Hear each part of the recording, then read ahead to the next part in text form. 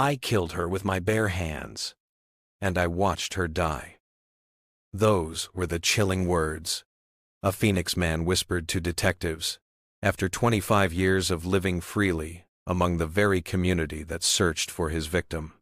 25 years ago, 7-year-old Maria Martinez vanished from a desert road in Phoenix, Arizona, leaving behind only a torn jacket and desperate pleas for help scattered in the gravel. Her family's anguish echoed through the sprawling city as search teams combed the Sonoran Desert from South Mountain to every abandoned warehouse. But every lead crumbled to dust under the relentless Arizona Sunday. The killer walked among them, even helping hang missing posters, while Maria's case turned cold.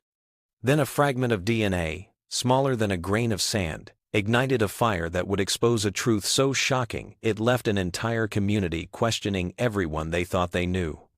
Welcome to Cold Crime Stories HQ, where we uncover the darkest mysteries that refuse to stay buried. Before we dive into this haunting case that gripped Phoenix for over 2 decades, I want you to be part of our community.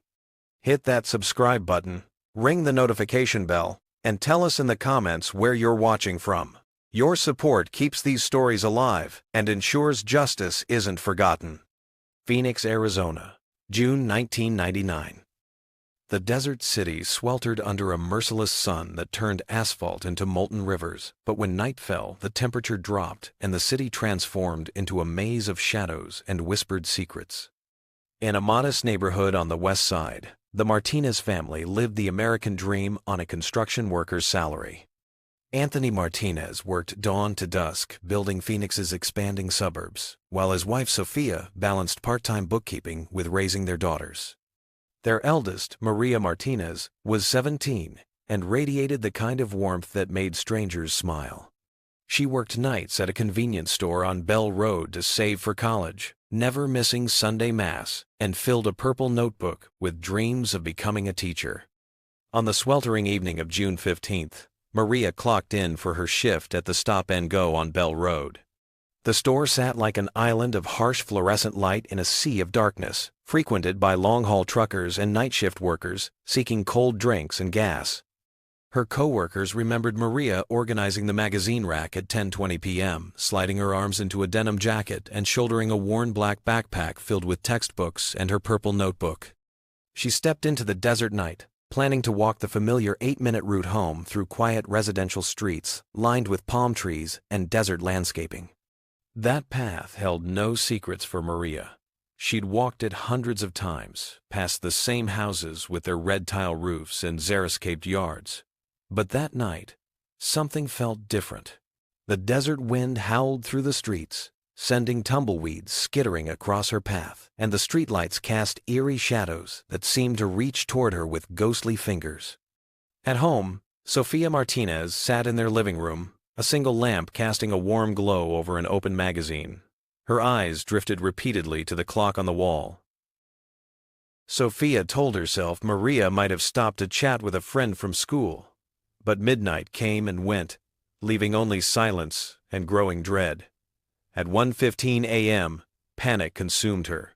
She dialed 911 with trembling fingers, her voice cracking as she reported, "My daughter never came home from work." The Phoenix Police Department mobilized immediately. Detective Sarah Bennett, a 15-year veteran with steel-gray eyes and unshakable determination, took the lead. Within hours, Maria's photo was broadcast across Arizona. Her image, a girl with shoulder-length black hair and a radiant smile wearing her graduation cap, appeared on news stations from Phoenix to Tucson. The community responded with an outpouring of support that surprised even seasoned officers. The search began at dawn on June 16th. Bell Road became a river of volunteers, police officers, and search dogs. Helicopters circled overhead, their rotors beating against the desert air like metallic heartbeats. The area around the convenience store was transformed into a command center, with tables of coffee and sandwiches for searchers who combed every wash, every vacant lot, every shadow where a young woman might be hidden. Within hours, the first pieces of evidence emerged. Near a bus stop rarely used after dark, searchers found Maria's denim jacket, torn and covered in desert dust. One sleeve was shredded, as if she'd been dragged. 50 yards away, hidden among creosote bushes, they discovered her left sneaker, a white canvas shoe she'd worn to work every night. Her purple notebook lay open nearby, its pages fluttering in the hot wind, filled with algebra homework and dreams written in blue ink. A black hair tie, the kind Maria used daily, was tangled in a Palo Verde branch as if ripped away during a struggle. The Phoenix Police Forensics team photographed every detail, sealed each piece of evidence, and sent samples to the state crime lab. But 1999 technology had limitations. DNA analysis required substantial samples, and the microscopic traces found on Maria's clothing weren't enough for conclusive results. Still, the evidence painted a terrifying picture. Maria had walked less than 3 blocks from work before someone attacked her. The struggle was brief, violent, and ended abruptly. Then all traces simply vanished. Detective Bennett examined the scene with growing unease. This wasn't random, she told her partner. Someone knew her routine, knew exactly where to strike. The attack had occurred in a perfect blind spot, between streetlights, away from the few houses with clear views of the road. It felt calculated, planned. People vanish every day, and their names fade faster than you think. If you don't subscribe, you become part of the silence that erases them. Don't let Maria's voice be forgotten. Hit that subscribe button and tell us in the comments what you think happened that night. The investigation quickly focused on 3 suspects. First was Maria's ex-boyfriend, Carlos Rivera, and one 8-year-old who dated her briefly the previous year. Friends said Carlos still harbored feelings and had asked Maria to reconcile several times. When questioned, Carlos broke down in tears, swearing he'd been working a double shift at a restaurant in Tempe.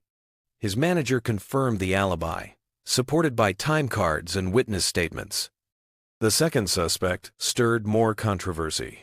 Miguel Santos, 21, had worked with Maria at the Stop and Go and shared her shift on June 15th. Miguel claimed he'd left work at 10:15, before Maria finished her closing duties.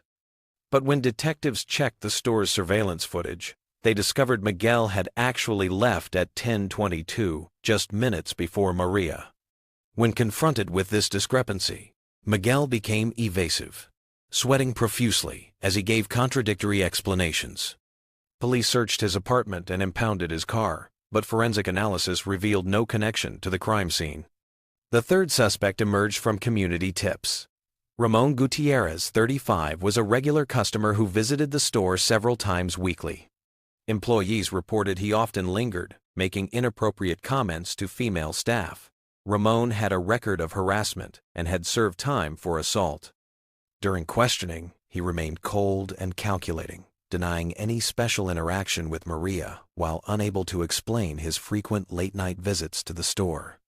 His apartment yielded no evidence, and despite his troubling history, police couldn't link him to Maria's disappearance.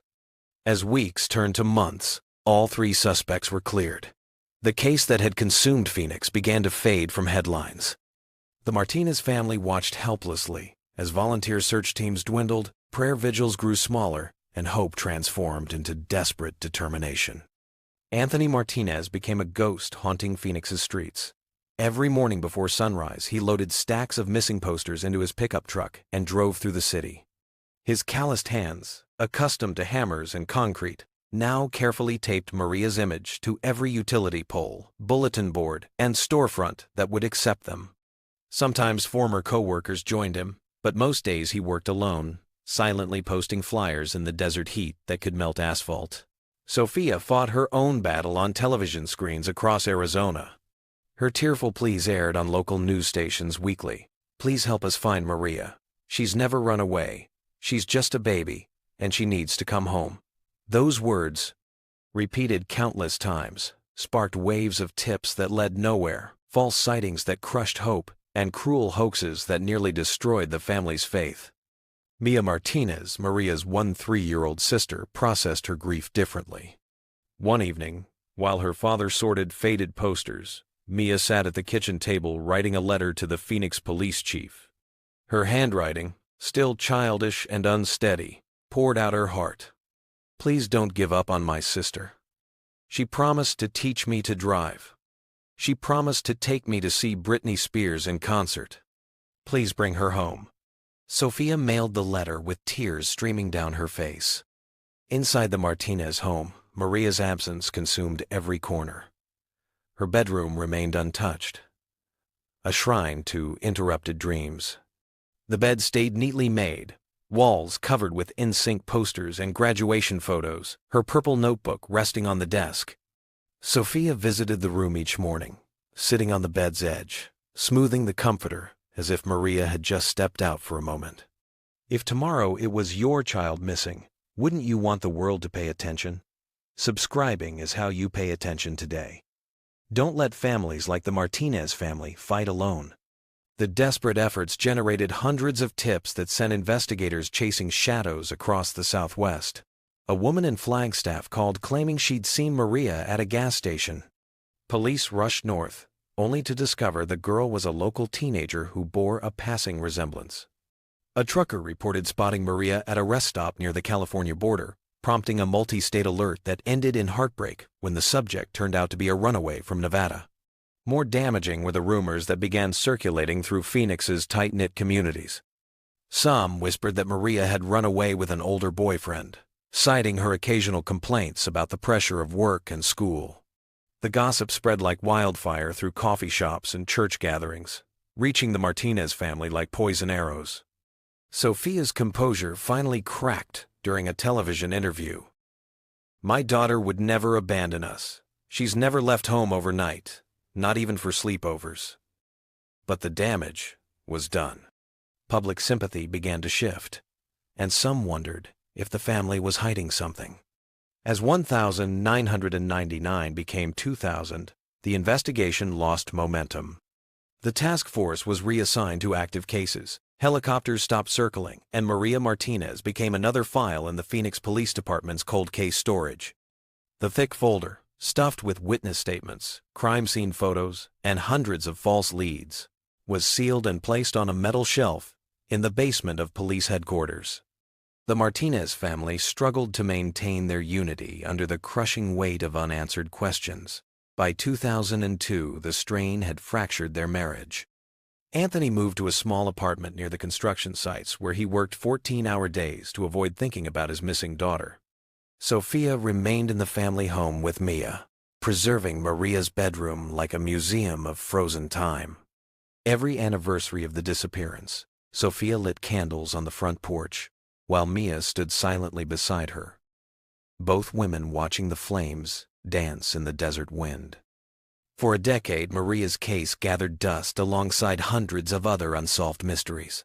Annual reviews yielded nothing new. DNA technology wasn't advanced enough to analyze the microscopic samples from Maria's jacket and the tissue found under her fingernails. Forensic reports repeatedly came back marked insufficient sample or inconclusive.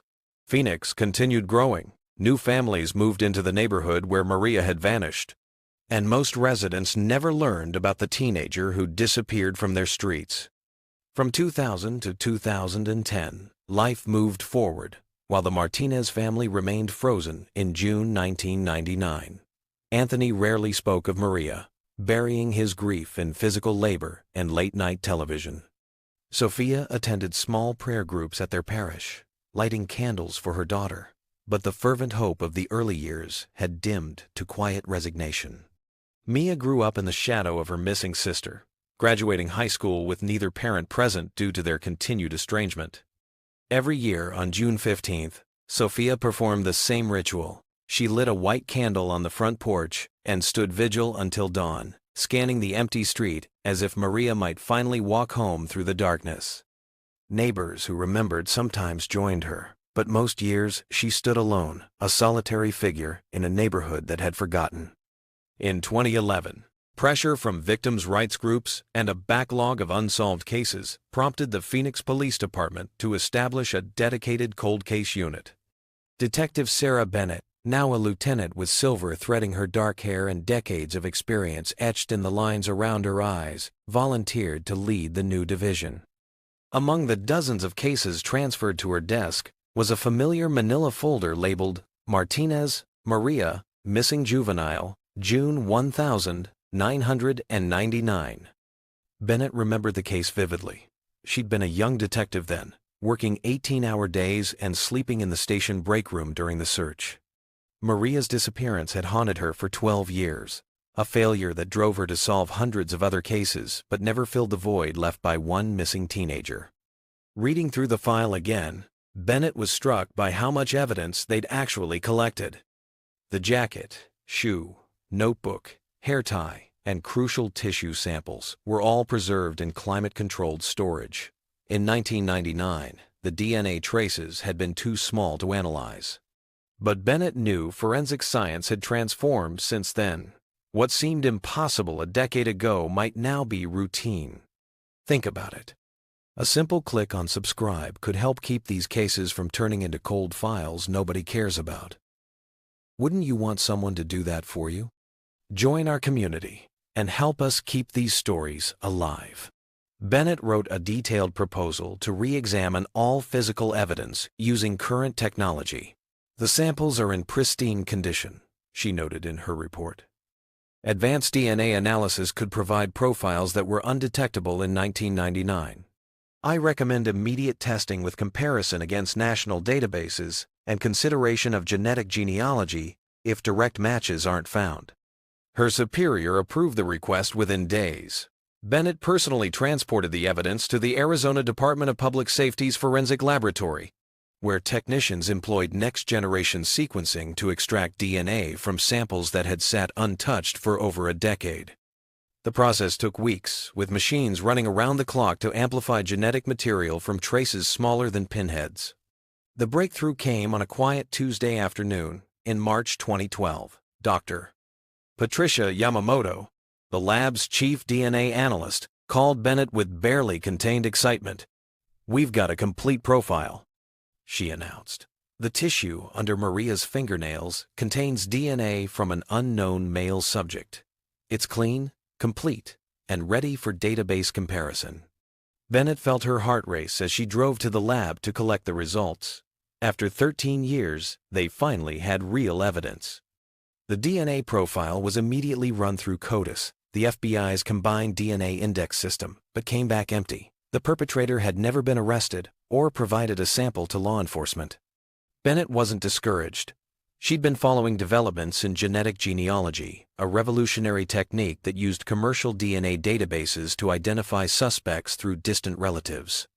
With departmental approval, she contacted Parabon Nanolabs, a company specializing in genetic genealogy for law enforcement. The process required uploading the suspect's DNA profile to public genealogy databases, where millions of Americans had submitted samples to trace their family histories. Computer algorithms identified genetic matches, typically third or fourth cousins, and genealogists constructed family trees working backward through generations to find common ancestors. After months of painstaking analysis, Parabon delivered a report that stopped Bennett's heart. The DNA evidence pointed to the Peterson family, longtime Phoenix residents with deep roots in the community. 3 brothers from the 1972nd generation matched the genetic profile, but 2 had solid alibis for June 1999.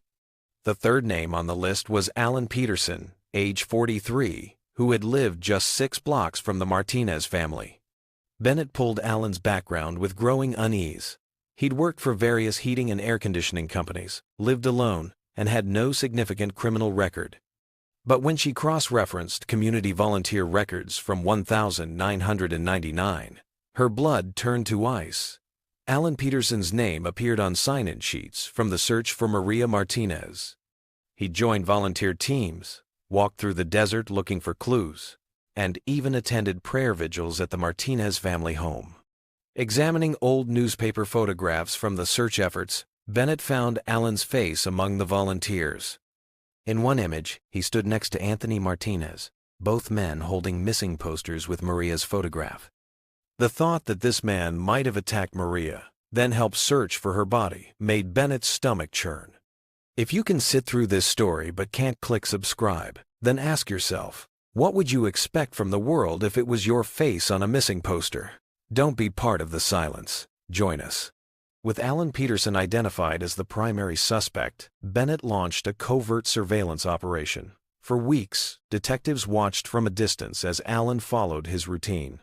He left his apartment each morning in a white pickup truck, drove to job sites around Phoenix, and spent evenings at a local bar or fast food restaurants. To neighbors, he was an unremarkable middle-aged man who kept to himself. The team needed a DNA sample for comparison, but they couldn't legally compel one without probable cause. They had to wait for Alan to discard something voluntarily.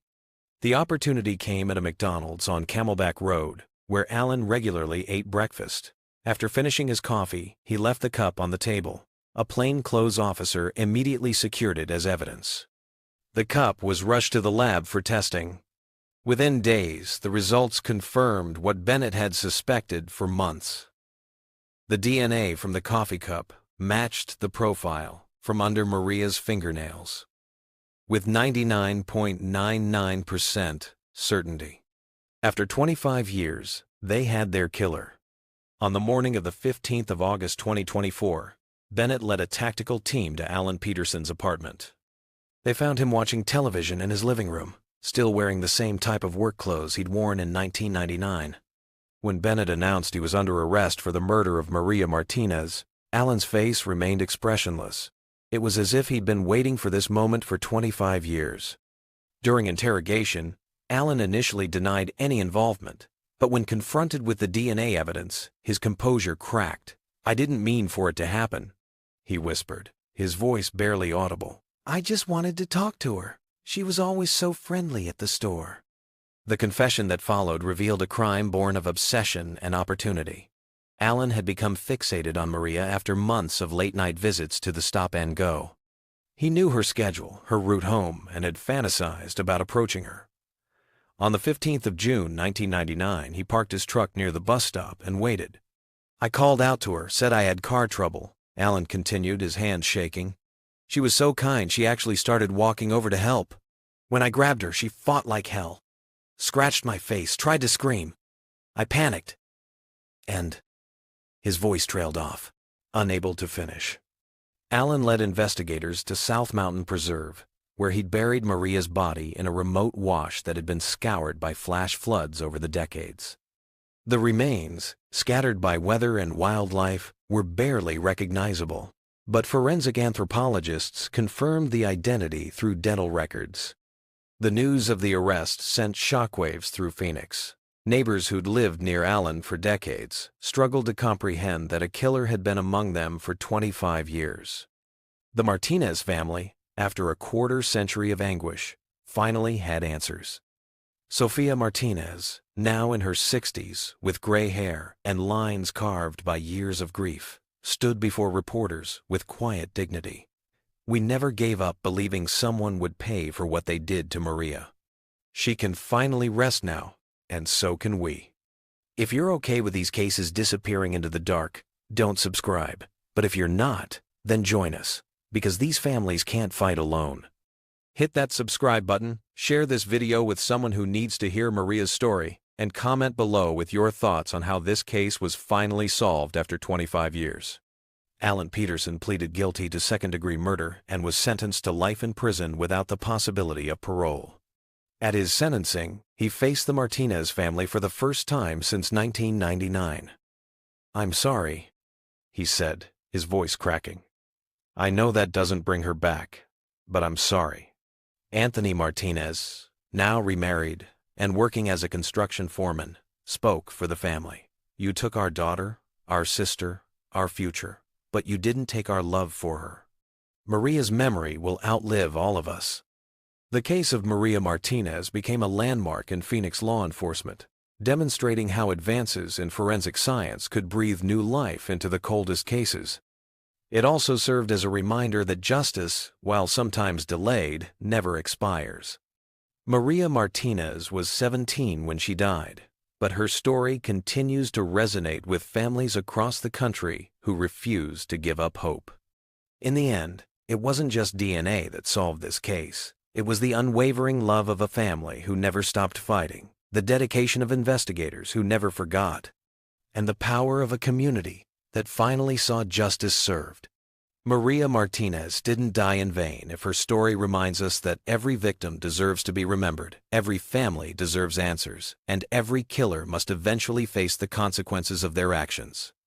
Thanks for watching Cold Crime Stories HQ. If this case moved you, please subscribe to our channel and hit the notification bell so you never miss a story. Share this video to help us reach more people who need to hear these important cases. And remember, justice delayed is not justice denied. Until next time, stay vigilant, stay safe, and never stop seeking the truth.